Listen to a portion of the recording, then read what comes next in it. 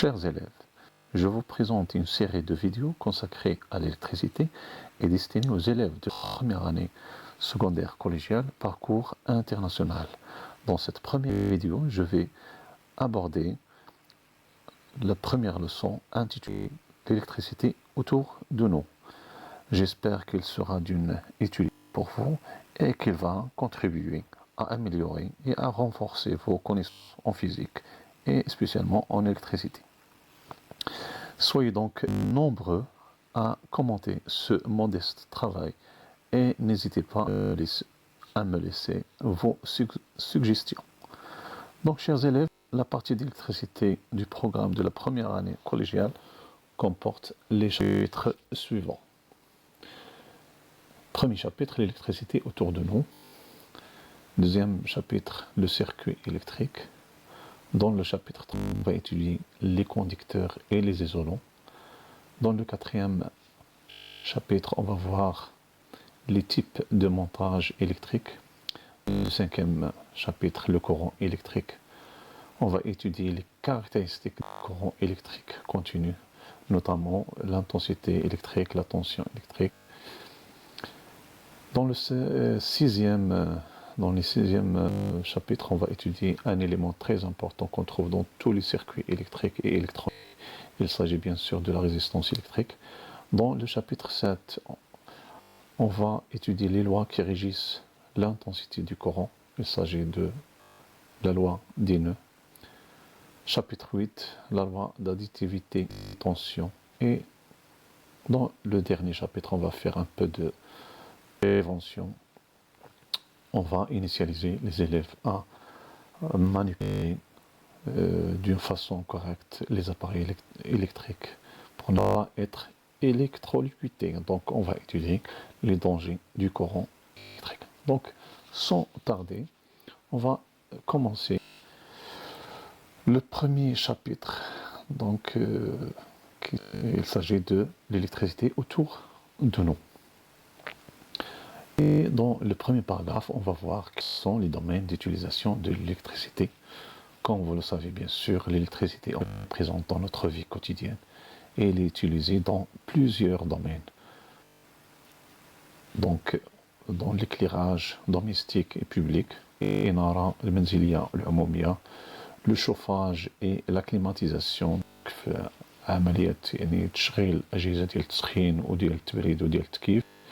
l'alimentation des appareils électriques, donc التغذية ديال الأجهزة الكهربائية خاصة المتواجدة في المنازل, fonctionnement des machines industrielles. Donc l'électricité aussi est indispensable pour le fonctionnement des machines industrielles, يعني الآلات الصناعية ومجالات أخرى, donc d'autres domaines qu'on va découvrir.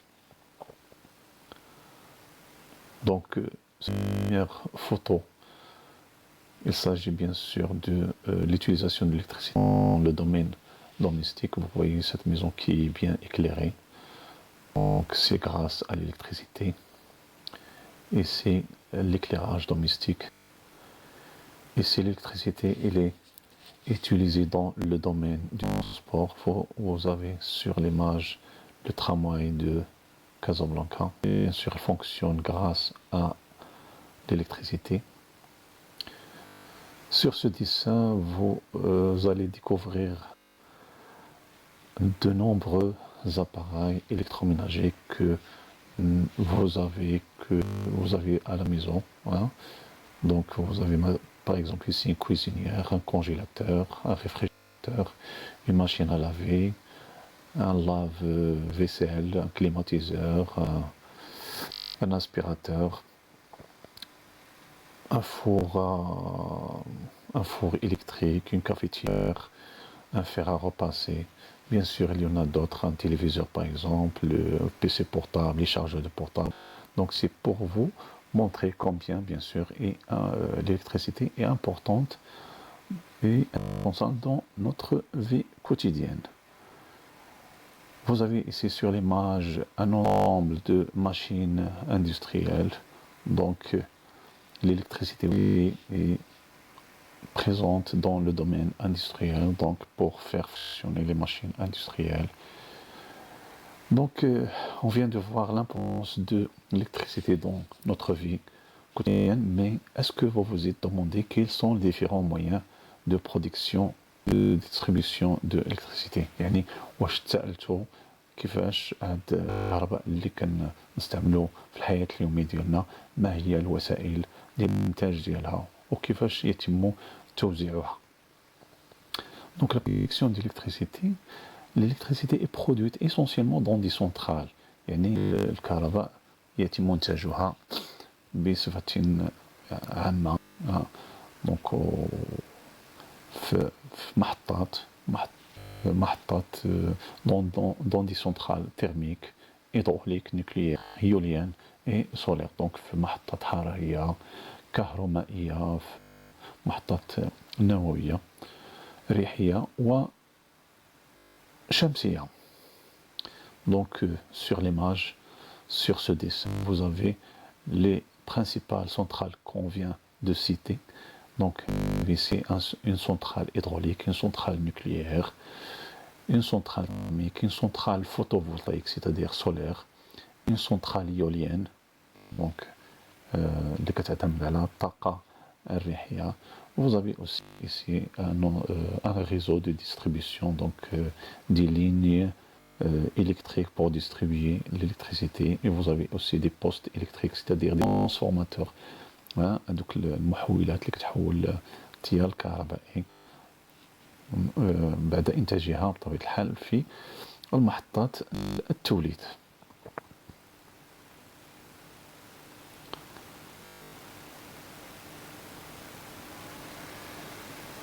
Alors, quel est le principe sur lequel se base la production de l'électricité؟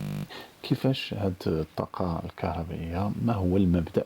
كيفاش يتم توليد هاد يعني الكهرباء في المحطات ديال التوليد؟ كيف يتم إنتاجها؟ Donc, quel est le principe sur lequel se base la production de l'électricité?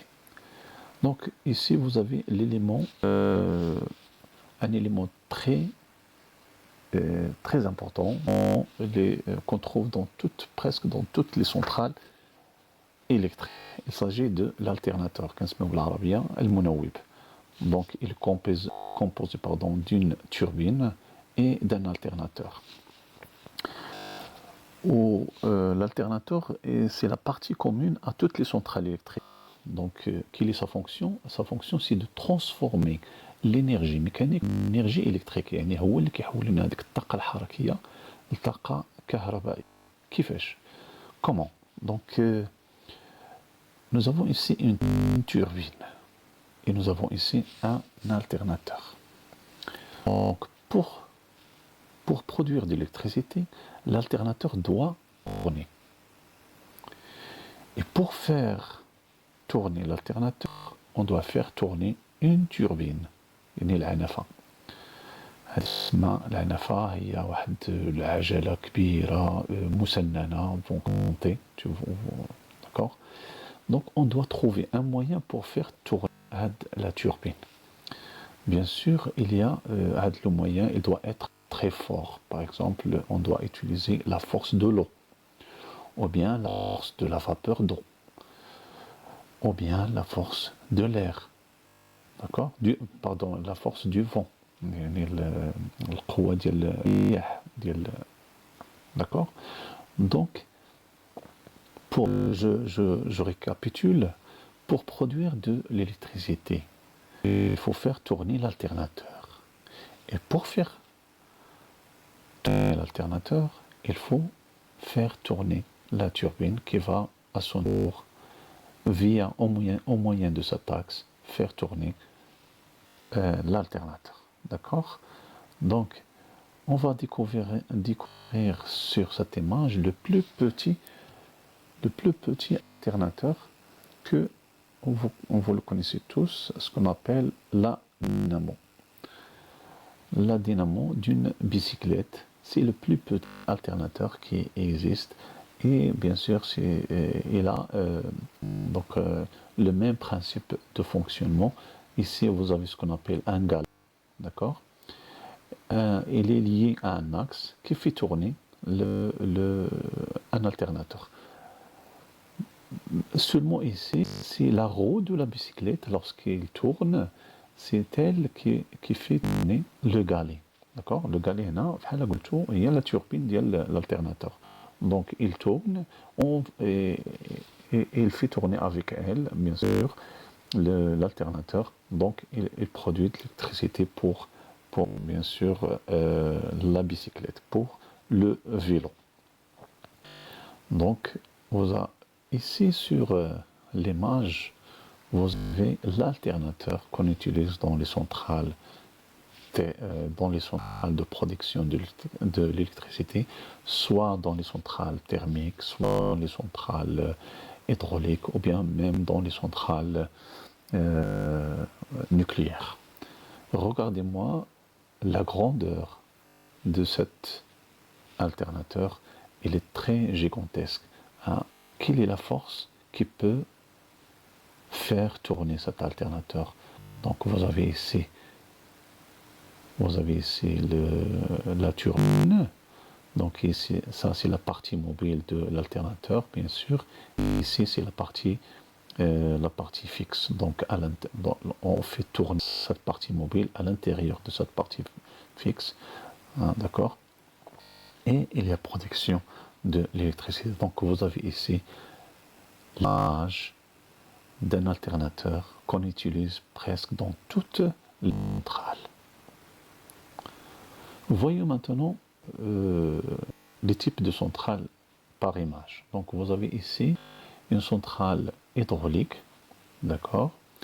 Donc bien sûr, les centrales hydrauliques, elles sont construites, sont basées à côté d'un barrage pour utiliser donc la force de l'eau. Donc parce qu'il y a de grandes chutes, d'accord? Il y a de hautes chutes de l'eau. Donc on utilise les hautes chutes de l'eau pour faire fonctionner, pour faire tourner la turbine.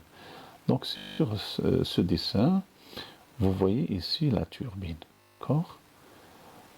Il y a l'entrée de l'eau ici dans cette conduite, donc, et il fait tourner donc la turbine. La turbine à son tour, il fait tourner l'alternateur, donc, et il y a production de l'électricité, bien sûr qu'on transporte au moyen d'un ensemble de câbles électriques, de lignes électriques. D'accord? Donc ici vous avez une centrale hydroélectrique et vous avez ici la partie bien sûr de production et l'alternateur. Donc c'est au moyen, hein, d'accord, il y a des sondes sur de l'eau ici. Donc, et il va faire tourner la turbine qui va faire tourner l'alternateur. Pour la centrale thermique, c'est la même chose. C'est-à-dire dans la dernière étape, c'est de faire, le but c'est de faire tourner, bien sûr, l'alternateur. Mais comment? Ici, c'est tout d'abord la matière première, elle est différente parce que dans une centrale thermique, on utilise par exemple le gasoil, on peut utiliser le gaz naturel et on peut utiliser aussi le charbon pour chauffer de l'eau.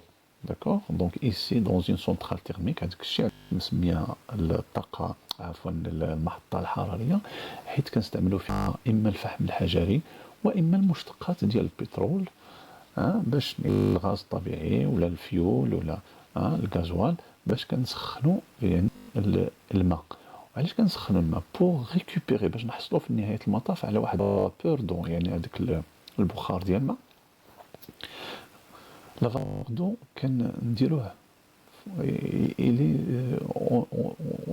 c'est-à-dire كان هذاك البخار ديال الماء كنديروه تحت واحد الضغط كبير, d'accord, sous une grande pression, d'accord, on le met sous une grande pression avec la vapeur d'eau et donc il va faire tourner l'alternateur. Donc on revient toujours au même principe de faire tourner l'alternateur. Donc seulement ici c'est la vapeur d'eau la vapeur d'eau qui va faire tourner la turbine qui à son tour va faire tourner l'alternateur pour produire de l'électricité.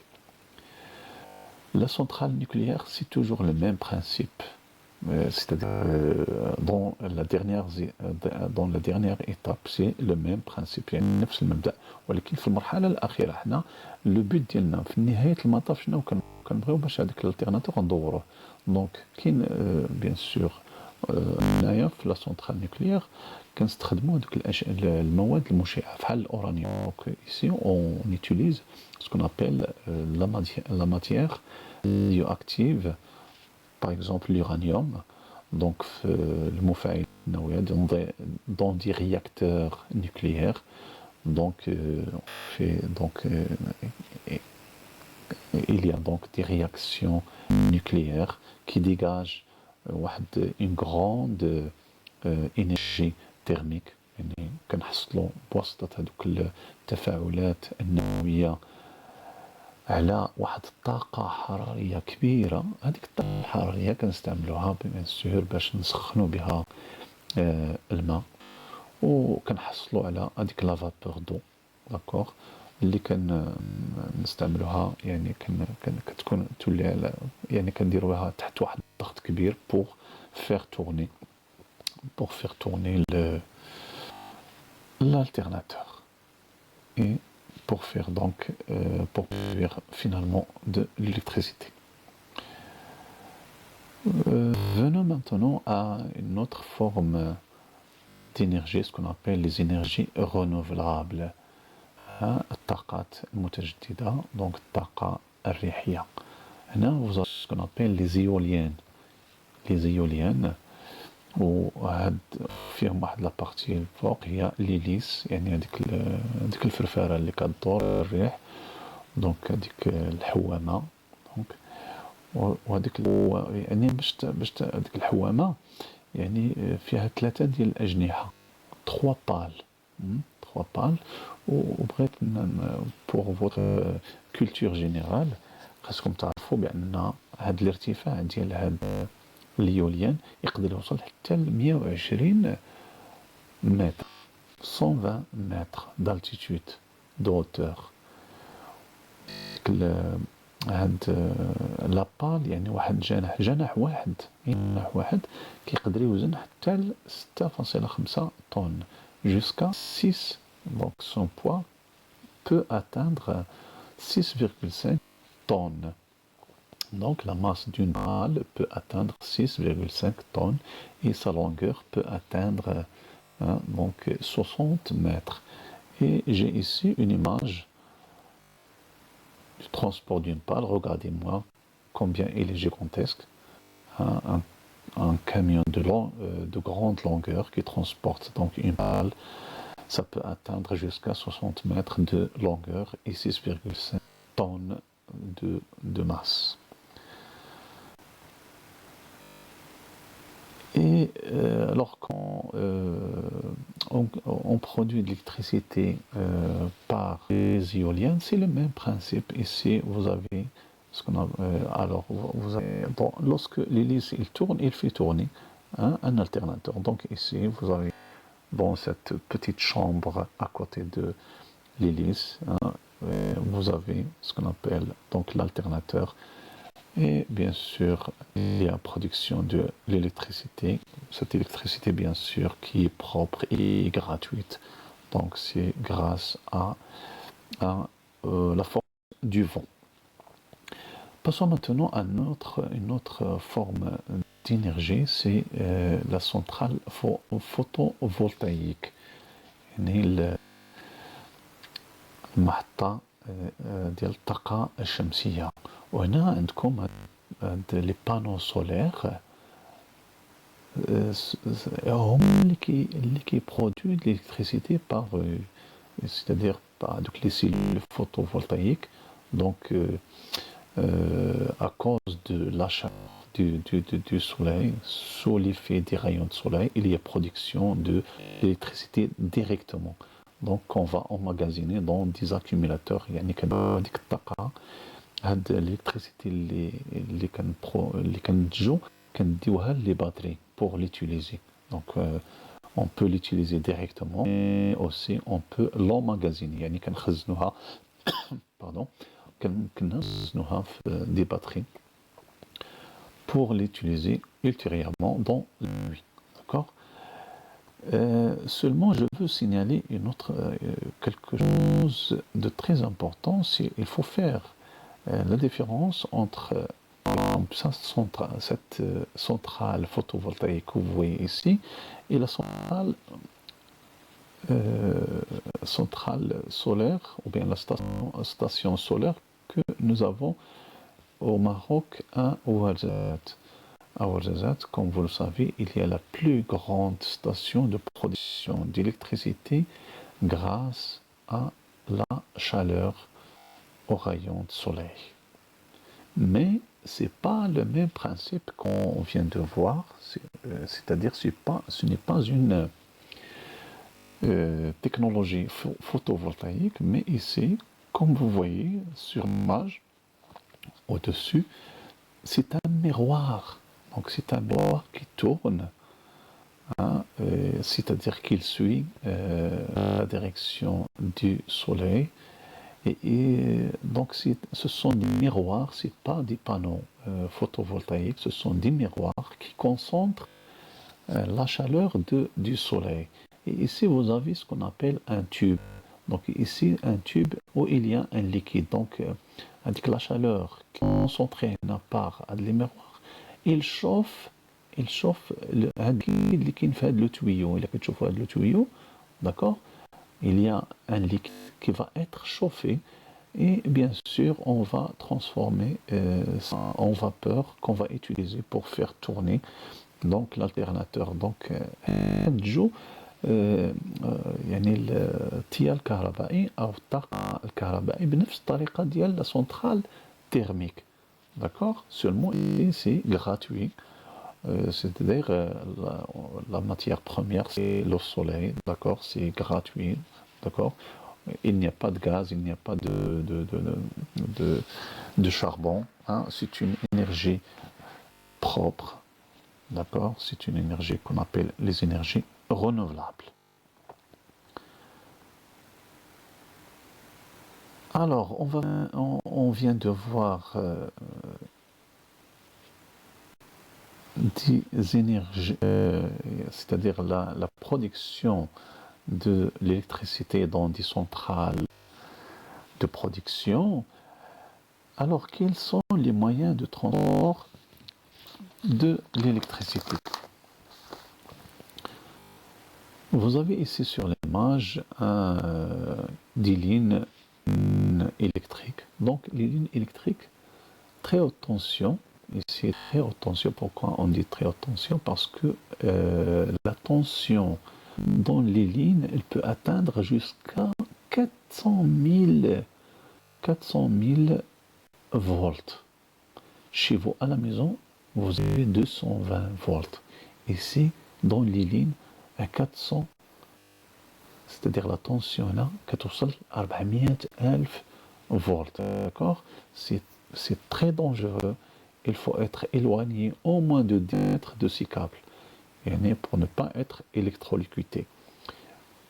Donc les lignes électriques très haute tension assurent le transport d'électricité sur des milliers de kilomètres. Bien sûr, pourquoi qu'il y a de la très haute tension? Parce qu'il y a des transformateurs qui élèvent donc la tension pour faciliter le transport de cette énergie.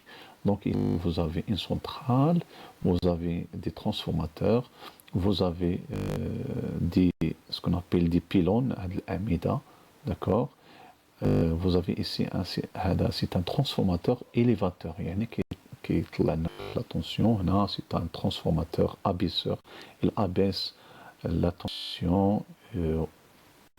Ici, un transformateur encore qui abaisse la tension jusqu'à atteindre 230 volts pour être distribué finalement. C'est-à-dire pour qu'il arrive chez vous à la maison finalement. Donc, depuis la centrale électrique jusqu'à ta maison, l'électricité traverse de nombreuses installations différentes et l'emprunte un réseau de transport composé de lignes à haute tension. Il passe ensuite dans des transformateurs avant d'emprunter des lignes à moyenne tension. Donc, les lignes à moyenne tension entre 10 et 15 kV, c'est-à-dire de 10 000 à 15 000 volts, pour qu'ils puissent utiliser les lignes à basse tension. Donc, on a les lignes basse tension 230 qui, bien sûr, les lignes basse tension, c'est ce qui alimentent les villes. Enfin, ce dernier arrive jusqu'au disjoncteur de ta maison. يعني هنا راه صافي هذاك لو ديجونكتور هذاك القاطع التيار الفاصل عفوا هذاك الفاصل اللي يكون عندك في الدار de ta maison. Donc هذاك لو ديجونكتور bien sûr qui sert d'interrupteur pour laisser passer ou stopper le courant.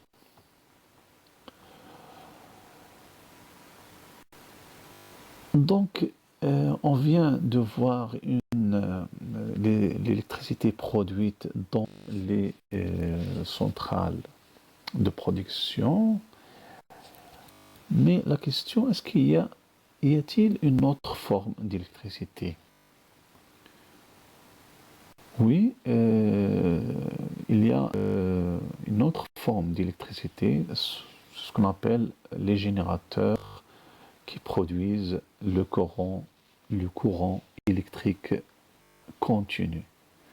Vous avez sur l'image ici des piles, un accumulateur et une boîte d'alimentation qu'on utilise dans les laboratoires. Et cette année, Inch'Allah, toute l'électricité qu'on va étudier, ça sera l'électricité produite par ce type de générateur, c'est-à-dire les piles, les accumulateurs et les boîtes d'alimentation. Donc, dès la prochaine leçon, le circuit électrique simple, on va entamer l'étude de ce genre de générateur. Donc, je crois que cette leçon enfin. Donc, merci de votre attention, Au revoir et à bientôt dans une prochaine leçon.